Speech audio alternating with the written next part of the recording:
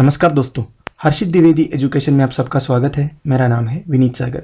आज हम डिस्कस करेंगे इंडियाज व्हीकल स्क्रैपेज पॉलिसी के बारे में जो recently government of India announce किया है। इस पर्टिकुलर वीडियो में हम about the vehicle scrapping policy देखेंगे। की फीचर्स क्या है पॉलिसी का, पॉजिटिव्स क्या है, नेगेटिव्स क्या है। इसके साथ साथ एक इकोनॉमिक टर्म है सर्कुलर इकोनॉमी।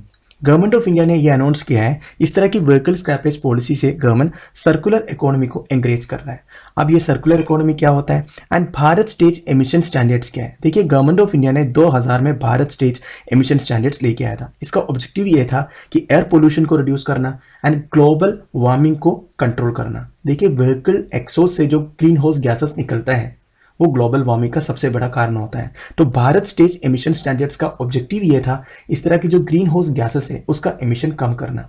तो अभी भी हमारी रोड्स में ऐसी गाड़ियां हैं जो भारत स्टेज एमिशन स्टैंडर्ड्स को फॉलो नहीं कर रहा है, क्योंकि ये 2000 में आया था। तो गवर्नमेंट ये व्हीकल स्क्रैपिंग पॉलिसी से ये प्लान कर रहा है, जितनी भी गाड़ियां भारत स्टेज एमिशन स्टैंडर्ड्स को फॉलो नहीं कर रहा है उसको स्क्रैप करना और एक सर्कुलर इकोनॉमी क्रिएट करना। And finally other initiatives to reduce pollution क्या क्या है वो भी हम डिस्कस करेंगे। तो आगे जाने से पहले लेक्चर पर लाइक का बटन जरूर दबाइएगा। चैनल को अब तक सब्सक्राइब नहीं किया हो तो सब्सक्राइब भी कीजिएगा। हमें सपोर्ट करने के लिए आप चैनल के मेंबर बन सकते हो ज्वाइन बटन के थ्रू। शुरुआत करते दोस्तों।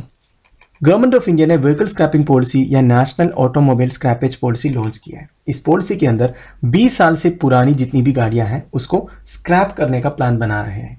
देखिए, हमारे एक्सिस्टिंग मोटर व्हीकल एक्ट के अंदर जब भी आप गाड़ी खरीदते हो आपको उस गाड़ी को रजिस्टर करना होता है। तो आपको क्या मिलता है, एक आरसी मिलता है, सर्टिफिकेट ऑफ रजिस्ट्रेशन। ये बात आप सबको पता है, बिना आरसी का आप गाड़ी रोड में नहीं उठा सकते। अब ये आरसी की वैलिडिटी कब तक होता है, 15 साल तक होता है from the date of issuance. जैसे एक्सपायरी हो जाता है, मतलब 15 साल खत्म हो जाता है, आपको उस गाड़ी को या गाड़ी का सर्टिफिकेट ऑफ रजिस्ट्रेशन को रिन्यू करना पड़ता है।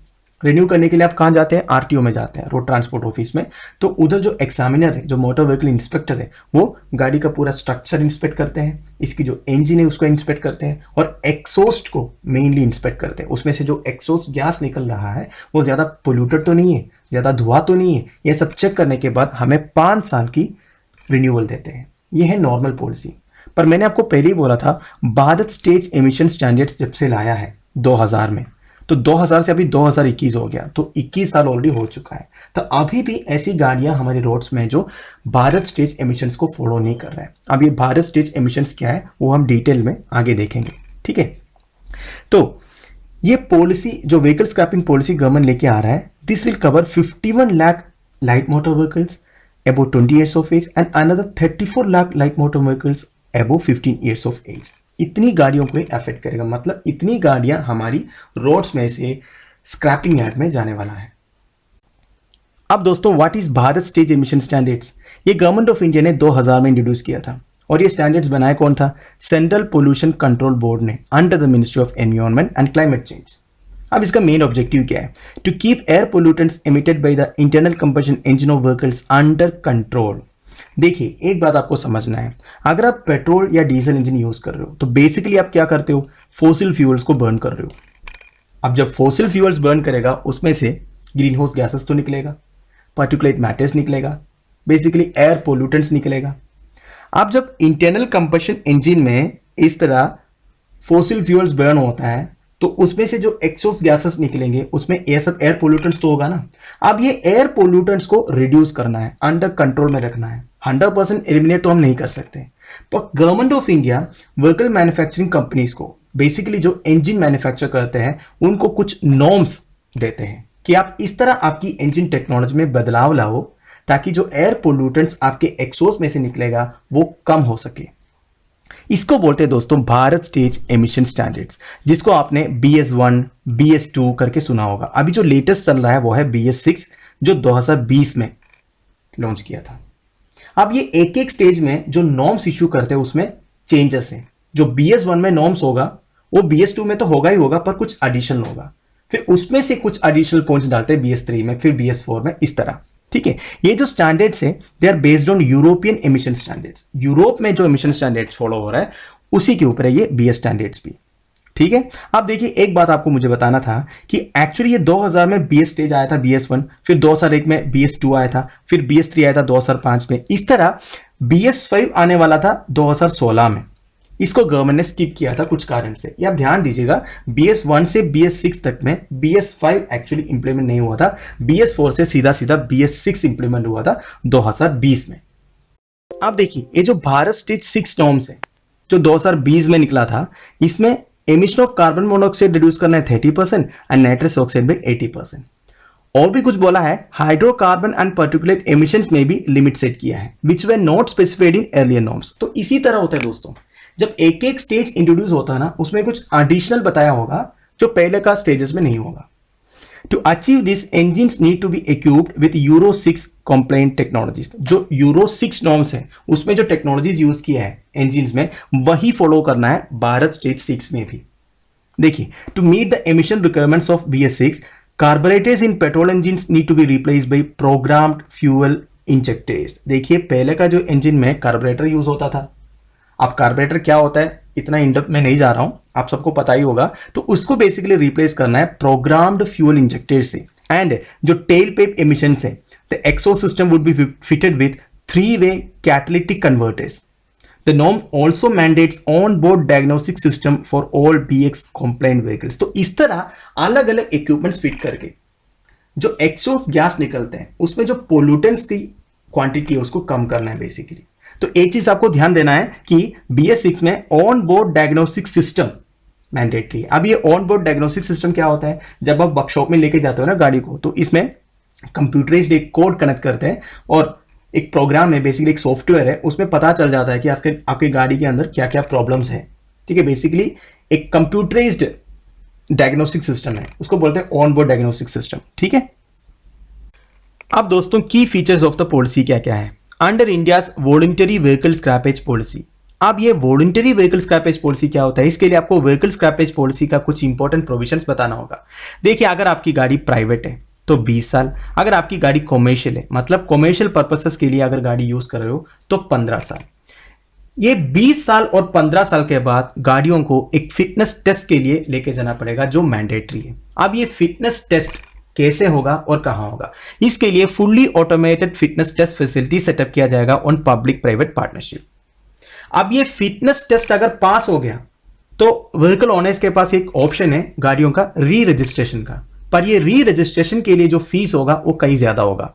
इतना ज्यादा फीस क्यों ले रहा है गवर्नमेंट, क्योंकि गवर्नमेंट जो है सीधा सीधा लोगों को डिस्करेज करना चाहता है पुरानी गाड़ियां यूज करने से, चाहे वो फिटनेस टेस्ट पास भी हुआ हो।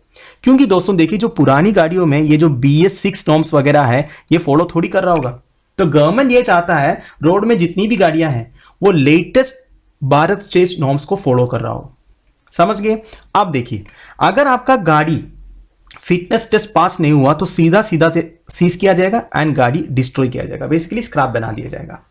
आप देखिए, इसमें लिखा है वॉलंटरी व्हीकल स्क्रैपेज पॉलिसी। अब ये वॉलंटरी क्या है, देखिए 15 साल या 20 साल होने के बाद व्हीकल ओनर्स के पास एक ऑप्शन है, उसको वॉलंटरी स्क्रैपिंग के लिए भेज दो। अगर ऐसे आप करोगे, स्क्रैप बनाओगे, तो आपके लिए इंसेंटिव है नया गाड़ी खरीदने के लिए। देखिए क्या क्या है, ये पढ़िए आप, ये जो रेड में लिखा है 4 to 6% of ex showroom price of new vehicle to be given to the owner by the scrapping centre. Scrapping centre जो है 4 से 6% जो गाड़ियों का नया रेट है, एक्स शोरूम रेट है, उसका 4 to 6% दे देगा। तो इससे मैक्सिमम 35,000 to 40,000 तक मिल जाएगा नया गाड़ी लेने के लिए। एंड टैक्स रिबेट मिल जाएगा 25% का।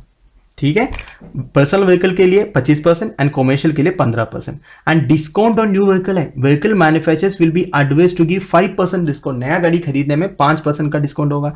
एंड रजिस्ट्रेशन फीस जो है ना, नई गाड़ी रजिस्ट्रेशन करने का जो फीस होगा वो पूरा वेव किया जाएगा। तो इस तरह की एंकरेजमेंट एंड सेम टाइम डिसएंकरेजमेंट भी हो रहा है, सॉरी डिस्करेजमेंट भी हो रहा है गवर्नमेंट की तरफ से। डिस्करेज क्यों कर रहा है, क्योंकि गवर्नमेंट ये चाहता है जितनी भी नया गाड़ियां हैं वो BS6 स्टेज का हो, ताकि पोल्यूशन कम हो, कार्बन एमिशंस कम हो। ठीक है, अब देखिए, those who choose to drive a vehicle that has failed the automated test will face substantial penalties। अगर किसी ने गाड़ी चलाया जो ऑटोमेटेड टेस्ट को पास नहीं हुआ तो उसके लिए पेनाल्टीज होगा।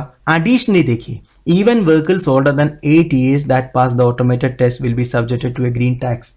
देखिए, फिटनेस सर्टिफिकेट एक होता है, आप सबको मालूम होगा। अगर आपकी गाड़ी 8 साल पुरानी है तो आप जब फिटनेस सर्टिफिकेट के लिए अप्लाई करोगे ना, तब ग्रीन टैक्स करके एक ऑप्शन नया इंट्रोड्यूस कर रहा है। ग्रीन टैक्स मतलब आपको रोड टैक्स का 10% से लेके 25% तक देना पड़ेगा। ठीक है, अब ये सब पॉलिसी जो है क्लियरली डिफाइन नहीं है, जब इसका एक्चुअल गाइडलाइंस बाहर आएगा तब हमें मालूम चलेगा। ये सब प्रपोज्ड है, ऑलरेडी पॉलिसी में लिखा हुआ है, अब इसका इंप्लीमेंटेशन कैसे होगा आगे पता चलेगा। ठीक है, अब those who opt for the voluntary scrappage scheme have their all vehicles scrapped will be eligible for benefits। वो benefits क्या क्या है मैंने आपको बता दिया।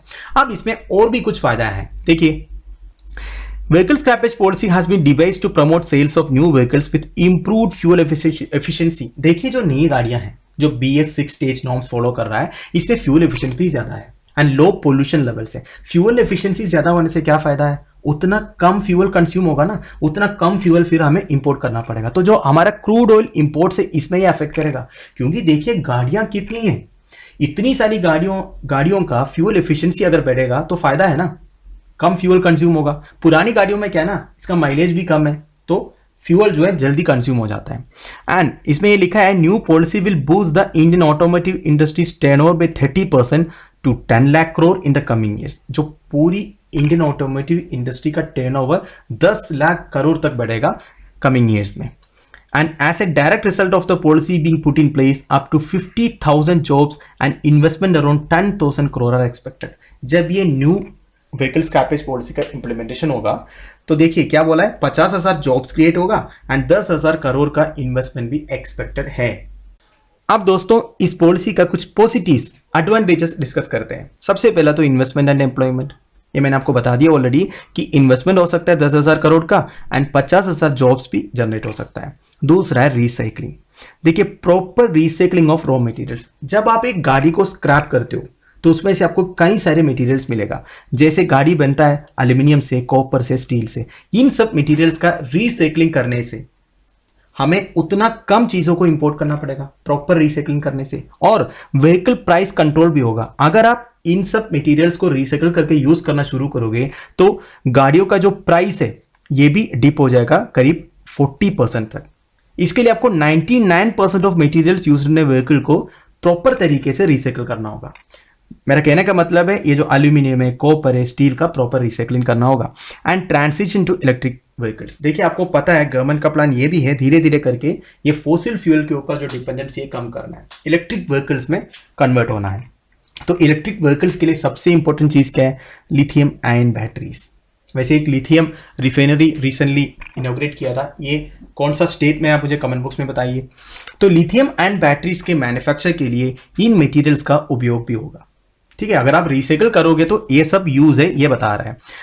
और है circular economy, creating a circular economy by reuse, sharing, repair, refurbishment, remanufacturing and recycling of resources. ये सर्कुलर इकोनॉमी क्या होता है इसके बारे में हम स्पेशली डिस्कस करेंगे अगले स्लाइड में। और a demand boost, globally scrappage policy has been followed by a boost in demand. Auto manufacturing sector में बूस्ट होगा तो ये सेक्टर का एक रिवाइवल भी होगा। तो ये सारे पॉजिटिव्स है इस पॉलिसी का। अब दोस्तों, what is a circular economy? Circular economy is an economic system that tackles global challenges. देखिए, ऐसा एक इकोनॉमिक सिस्टम जहां global challenges like climate change, biodiversity loss, waste, pollution, इन सबको टैकल कर सकते हैं। अब ये समझने के लिए आपको सबसे पहले लीनियर इकोनॉमी क्या है समझना होगा। लीनियर इकोनॉमी मतलब जो प्रेजेंट इकोनॉमिक सिस्टम है ये लीनियर है। मतलब देखिए, we take a natural resource and turn it into a product which is ultimately destined to become waste. मेरा कहने का मतलब ये है दोस्तों, एक एग्जाम्पल के साथ समझाता हूं। आपके पास मोबाइल फोन है। अब आपको पता है मोबाइल फोन जो है ये कई सारे रॉ मटेरियल से बना है।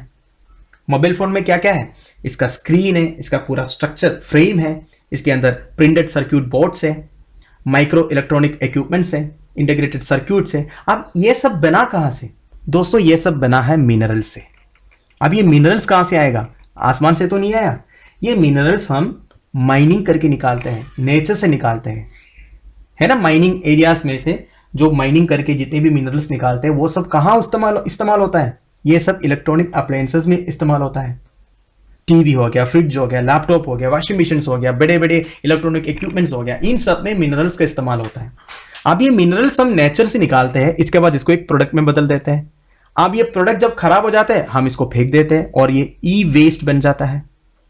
ठीक है, अब ये मोबाइल फोन खराब होने के बाद क्या उपयोग है? कुछ नहीं है, ऐसे ही छोड़ देते हैं। तो ऐसे एक इकोनॉमी को लीनियर इकोनॉमी बोलते हैं। The process is often summarise by take, make and waste. ठीक है, लीनियर इकोनॉमी को ऐसे ही बोलते हैं, take, make, waste. Take it, make it and waste it. By contrast what is a circular economy? इसमें reuse, sharing, repair, refurbishment, remanufacturing and recycling का इस्तेमाल होता है। Basically this is a closed loop system. ऐसे एक closed loop system है circular economy. मतलब इसमें हमेशा रिसाइक्लिंग होता है। कोई भी चीज जो है इसको फेंकता नहीं है। खराब होने के बाद देखिए, अगर एक मोबाइल फोन भी खराब हो गया, इसके अंदर क्या खराब हो गया होगा? कहीं स्क्रीन खराब हो गया होगा, नहीं तो इसका फ्रेम खराब हो गया होगा, नहीं तो इसके अंदर कोई भी एक छोटे माइक्रो इक्विपमेंट होगा, इलेक्ट्रॉनिक इक्विपमेंट होगा, कोई चिप होगा, वो खराब हो गया होगा। इसमें अभी भी कई सारे चीज है जो सर्विसेबल है, तो इसका रीयूज कर सकते हैं ना, रिपेयर कर सकते हैं। ठीक है, दूसरों के साथ चीजों को शेयर कर सकते हैं। तो इन सब चीज करके we can minimise the use of resource inputs and creation of waste, pollution and carbon emissions. तो ऐसे करने से हम काफी कुछ हासिल कर सकते हैं। जैसे ये जो ई वेस्ट क्रिएट हो रहा है, जिसकी वजह से पोल्यूशन हो रहा है एंड कार्बन एमिशंस जो हो रहा है, ये सब हम कंट्रोल कर सकते हैं। तो ऐसा एक क्लोज्ड लूप इकोनॉमी, इसी को बोलते हैं सर्कुलर इकोनॉमी, जहां रिपेयर, रीयूज, शेयरिंग, रिफर्बिशमेंट, रीमैन्युफैक्चरिंग ये सब होता है। समझ गए आप? देखिए, और एक इंटरेस्टिंग बात यह है, आपने कई सारे सेलिब्रिटीज को देखा होगा जो 5G के अगेंस्ट फाइट करते हैं, जो बोलते हैं जो नया नया टेक्नोलॉजीज आते हैं इसके अगेंस्ट बोलते हैं कि ये कोई एनिमल के लिए अच्छा नहीं है, कोई हनी बीज के लिए अच्छा नहीं है। रिसेंटली जूही चावला ने ये 5G के अगेंस्ट भी सुप्रीम कोर्ट में एक प्ली किया था, मतलब ये 5G के कारण कई सारे प्रॉब्लम्स हो सकता है करके। तो सुप्रीम कोर्ट ने इनके ऊपर 20 लाख का फाइन लगा दिया, बोला आपने ठीक से कुछ पढ़ा नहीं, हमारा टाइम वेस्ट किया ऐसे करके। अब इस केस के बारे में मैं कोई कमेंट नहीं करना चाहता हूं, फिर भी मैं आजकल देखा हूं कि लोग जो है जो एडवांस टेक्नोलॉजीज लेके आ रहे हैं या माइनिंग करते हैं, एनवायरमेंटल प्रॉब्लम्स होते हैं, सबके अगेंस्ट फाइट तो करते हैं, पर आपको एक चीज समझना होगा, ये जो माइनिंग हो रहा है ना, इसका लास्ट एंड कंज्यूमर आप ही हो। आप जो ट्वीट करते हो जिस आईफोन से, वो आईफोन बना है एक मिनरल से। अब ये मिनरल निकालने के लिए आपको माइनिंग करना ही होगा। तो जब तक आप इन चीजों का इस्तेमाल करना बंद नहीं करोगे, तो आप ये सब चीज को कैसे कंट्रोल करोगे? समझ गए ना आप जो ट्वीट करते हो ना, स्टॉप माइनिंग, वो कहां से करते हो? आईफोन से करते होंगे या कोई महंगा लैपटॉप से करते होंगे। अब ये लैपटॉप बना कहां से? वही मिनरल से जो माइनिंग करके निकाला है। समझ गए आप? तो ये है एक्चुअल सच। तो इस सर्कुलर इकोनॉमी में क्या होता है, जो निकाला ठीक है, अब इसका रीयूज करो यार, रिफर्बिशमेंट करो, इसको तब तक यूज करो जब तक इसका लास्ट पीस तक यूज में है। तो दोस्तों that's end of it. A video में इधर फिनिश कर रहा हूं। आई होप आपको कुछ ना कुछ सीखने को मिला होगा सर्कुलर इकोनॉमी के बारे में एंड जो न्यू व्हीकल स्क्रैपेज पॉलिसीज के बारे में। आप लोगों की वैल्यूएबल सजेशंस एंड कमेंट्स जो है आप मुझे प्लीज कमेंट बॉक्स में बता दीजिएगा। लेक्चर की पीडीएफ एज यूजुअल आपको टेलीग्राम चैनल में मिल जाएगा, जिसका लिंक नीचे प्रोवाइडेड है। Thank you for watching. Bye bye, have a nice day.